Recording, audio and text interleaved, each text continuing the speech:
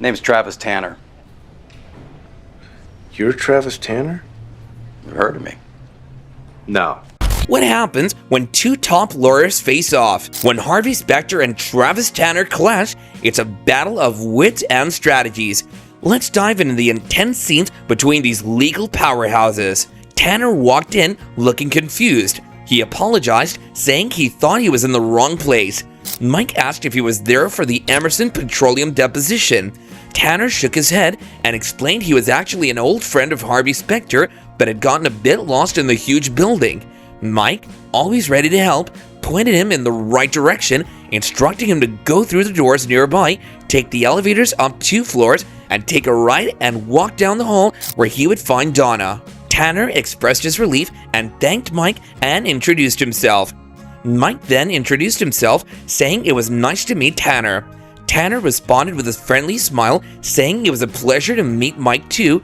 In the middle of a high-stakes legal battle, Jessica Pearson was leading a lawsuit against American Petroleum.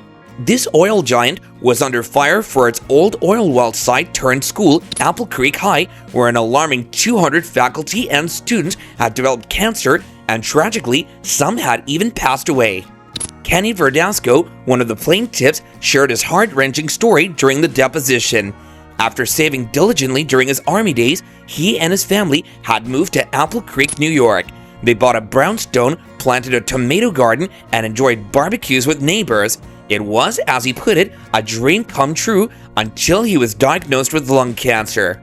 The disease had crippled his ability to work, and some days he struggled just to climb the stairs to his daughter's room. Jessica Pearson, aiming to highlight the severity of the negligence, asked Kenny about his time at the high school, which had been built in 1985 on the very side of an old oil well operated by American Petroleum. She then asked why the school had been shut down, and Kenny revealed it was due to the cancer diagnosis of so many associated with the school. Suddenly, Travis Tanner barged into the deposition. Apologizing for the interruption, he handed a document to a lawyer named Larry, insisting it would be useful. Before anyone would react to his sudden appearance, he left as quickly as he came, leaving Larry puzzled about how Travis knew his name. Travis merely hinted that all the information Larry needed was in the document he just handed over. Travis Tanner burst into Donna's office, asking if she was Donna. Confirming she was, he mentioned Mike Ross had directed him to her because of an emergency in the library where one of the plaintiffs had fainted and injured her head.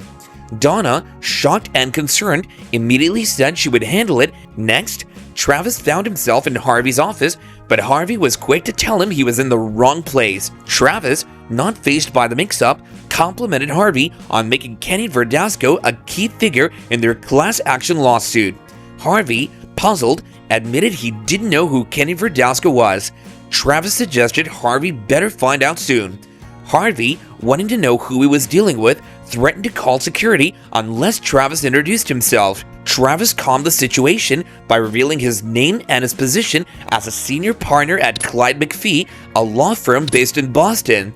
Harvey's response was indifferent, likening it to the Boston Red Sox, a team he also didn't care about. Travis tried to provoke Harvey by pointing out the current harsh questioning Kenny Verdasco was undergoing in the deposition. Travis then revealed that in the Army, Kenny was exposed to nickel, chromium, and hydrocarbons, which are harmful substances, further complicating his health narrative.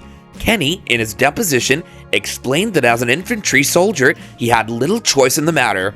Travis didn't stop there. He also brought up a past lawsuit Kenny had filed against the Shriver grocery chain, which they were painting as frivolous.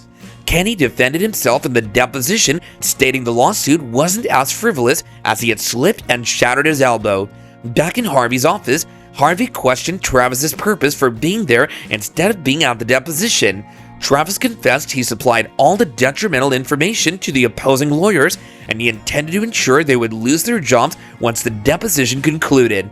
Harvey sarcastically asked if Travis was seeking a pep talk, to which Travis explained that Emerson Petroleum, knowing they were on the brink of losing, had brought him in to turn the tide in their favor. He insisted that when he won against Pearson Hardman, he didn't want any excuses about the firm not sending their best lawyer.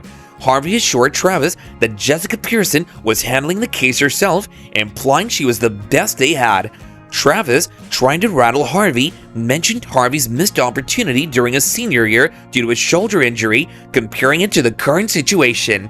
He implied that Harvey was letting Jessica play what he called the big game for him. Harvey laughed off Travis's attempts to unsettle him, expressing his anticipation of defeating Travis in court. Travis, confident yet clearly aware of the challenge Harvey posed, said he'd see Harvey in court, marking the end of their intense confrontation. After Kenny left the room, Jessica and Harvey discussed the intruder who disrupted Jessica's deposition. Harvey acknowledged the man's skill, and Jessica questioned if Harvey felt she was incapable of handling him. Harvey mentioned how the man brought up his missed state championship game to get under his skin, a move Harvey admitted he might have used himself. Jessica gave Harvey the go-ahead to take over the case. She felt that referencing personal history like the state championship was a low blow. Harvey, determined and ready, assured her he would handle the situation as he left to prepare for what was to come. Harvey asked what Mike had discovered about Travis Tanner. Mike explained that all the information was compiled in the documents he found. Travis, an accomplished individual, had graduated from Yale with honors in law and had also been a junior tennis champion. This detail caught Harvey's attention since Lewis and even Harvey himself had played tennis during college. Harvey deduced that Travis probably assumed Harvey knew of him through other attorneys who had faced him in court. However, Mike confirmed that these attorneys had never mentioned Travis, likely due to the stink of having been defeated by him. This revelation led Harvey to label Travis as a formidable opponent, although he joked about whether Mike wanted his autograph. Mike declined the autograph, stating he was merely showing respect for a skilled adversary. Harvey then shifted focus, needing to understand how their current case differed from the ones Travis had previously won. Mike explained that the previous cases were more diverse, involving different geographic, economic, and social elements. As they were discussing, Donna interrupted, referring to Travis in a less flattering manner and informing them that he was on the phone. Harvey took the call, proposing a meeting with Travis at Apple Creek High School, the site central to their case. He believed that being at the location, the emotional epicenter of the dispute, would provide a strategic advantage in their negotiations. Mike questioned Harvey's decision to use the emotional setting, given Harvey's unusual stance against letting emotions influence his actions. Harvey clarified that while he personally avoided being emotional, he saw the value in strategically utilizing the emotional context of the situation to their advantage. Do you think Harvey will outsmart Tanner, or will Tanner's tactics prevail? Drop your thoughts in the comments below. Don't forget to like, share, and subscribe for more thrilling legal showdowns.